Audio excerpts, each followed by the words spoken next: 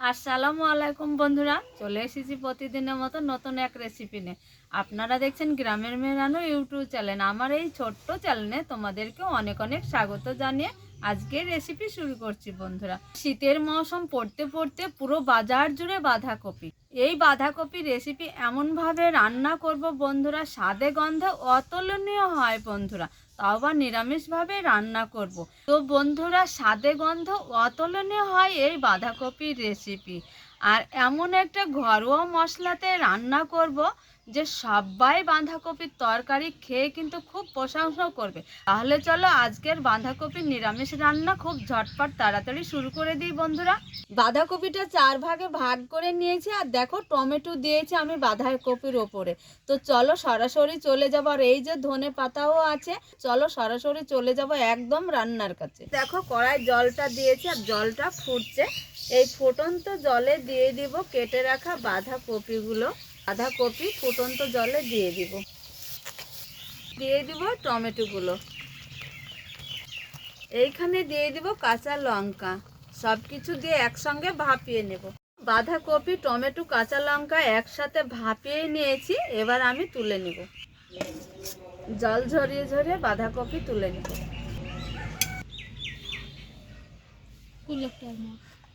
আর এখানে শুকনো লঙ্কা দিয়েছি, একটু ভেজে নিব। 5 ফোড়ন একটু হালকা করে ভেজে নিব। মশলাটা একটু হালকা করে ভেজে নিয়েছি। এইখানে দিয়ে দেবো 1 চামচ বেসন। বেসনটা একসঙ্গে ভেজে নিব। তো বন্ধুরা, বাঁধাকপি রেসিপি হবে, এখানে আলু দিলে আরও একটু জমে যাবে বাঁধাকপি রান্না।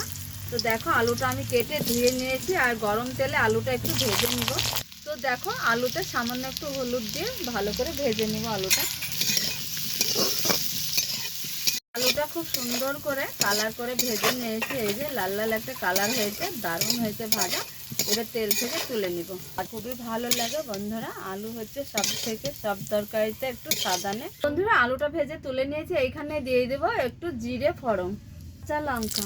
তো বন্ধুরা দেখো ভাপানো টমেটো তেলে দিয়ে দিব। খুন্তি দিয়ে একটু একটু করে আমি টমেটোটা কেটে নেব। বন্ধুরা টমেটোটা কেটে আমি খুব ভালো করে তেলের সঙ্গে ভেজে নিয়েছি। এখানে দিয়ে দিয়েছি হলুদ। এবার দিয়ে দেবো স্বাদ বুঝে লবণ। এবার দিয়ে দেবো ভাপানো কাঁচা লঙ্কা। আর দেখো পাতাকপিটা ভাপিয়ে নিয়েছিলাম আমি, ছোট ছোট করে হেসোতে কেটে নিয়েছি আবার সাইজ মতো।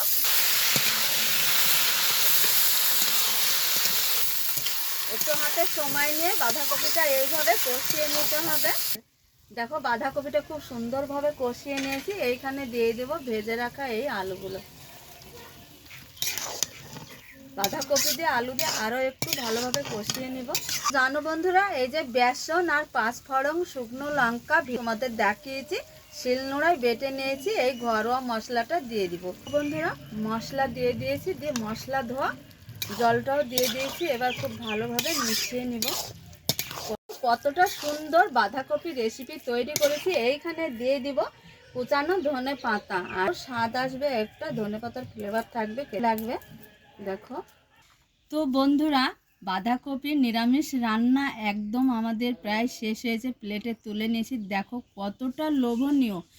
একবার হলেও অন্তত তোমাদের বলছি এই রেসিপিটা এইভাবে বানিয়ে খেয়ে তবে আমাকে কমেন্টে জানাবে যে কতটা লোভনীয় আর কতটা স্বাদে গন্ধে অতুলনীয়। বন্ধুরা মাছ মাংস ধুয়ে এই বাঁধাকপির রেসিপিটা সবাই কিন্তু চেটেপুটে খেয়ে নেবে।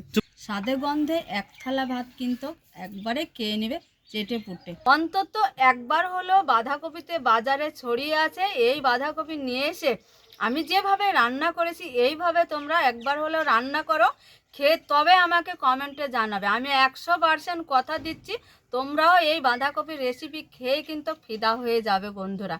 তাহলে যদি আমার এই রেসিপি ভালো লাগে অবশ্যই লাইক কমেন্ট শেয়ার করবে, আর চ্যানেলটা সাবস্ক্রাইব করে পাশে থাকার অনুরোধ তোমাদের। আজকের রেসিপি এই পর্যন্ত, এইখানে শেষ করছি। তোমরা যেখানেই থাকো ভালো থাকো, সুস্থ থাকো। তোমাদের টাটা।